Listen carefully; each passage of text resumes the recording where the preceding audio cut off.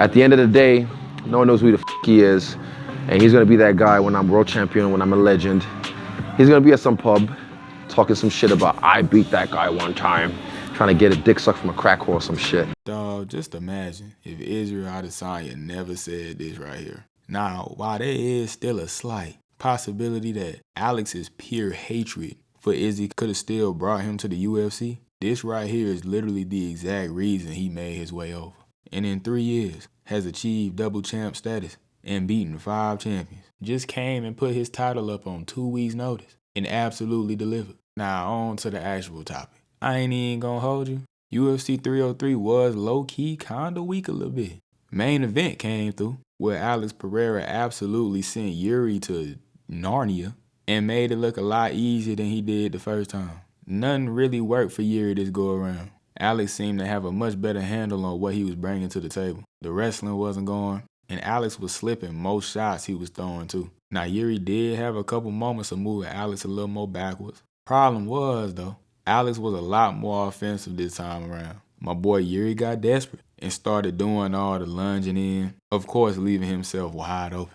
And while being on the back foot, with his own chin up in the air, Alex dropped Yuri with a ridiculously wide left hook. The bell saved my dog though, literally only for that 1 minute in between rounds, cause as soon as the second started, Alex ended him with a lead head kick off the switch. My homeboy had texted me before the fight started during the introductions, talking about how Herb Dean was reffing, and I told him that somebody was about to die. Really did hate seeing Yuri go through that for no reason for real. He was done as soon as he hit the mat, but we ain't gonna hear nothing about no early stoppage this time, huh? For Alex, the Magomed-Ankalaev matchup 100% has to be on the horizon. Seen the early odds on that matchup, and I ain't gonna lie. At this point, I disagree with him, but I do get it. Ankalaev always has been the worst matchup for Alex at 205, and now that he done basically cleared out all them other boys, it's time to see what this matchup actually talking about. And if he do so happen to get by Ankalaev and go up to heavyweight, now I actually think he does get done real foul up there.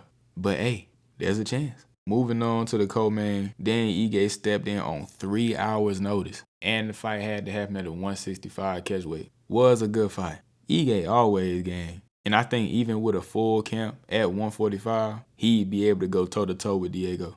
It's just what come with him and his style. He real well-rounded, has good power, and a great chin. Of course though, Ige not really having to cut no weight did benefit him.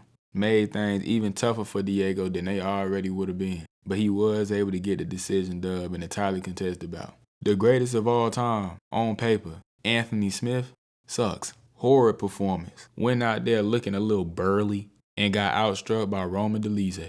Jesus Christ. Myra Bueno Silva was fighting well against Macy Chassion until Macy hit her with one great elbow, splitting her cranium wide open, and the doctor stopped it. MVP turned Ian Gary into a wrestler, and I've seen a lot of people upset about it, which I do understand a little bit. Ian Gary was talking like he was the better striker. Said he was going to go in there and go toe-to-toe with him. He very quickly found out that that was not going to happen. So he resorted to his only path of victory. The man did what he had to do. And I personally can't hate on it. Joe Pfeiffer disgustingly nuked Marc-Andre Barriault. And Peyton Talbot might have somehow exceeded expectations, sending Giannis Gamora to the Shadow Realm in less than 20 seconds. Called out Adrian Yanez. The street need that. That's a wonderful matchup. This card went through so much, bro. Whole card got flipped on his head, including Brian Ortega pulling out the day of. But they somehow made it work, and I respect it.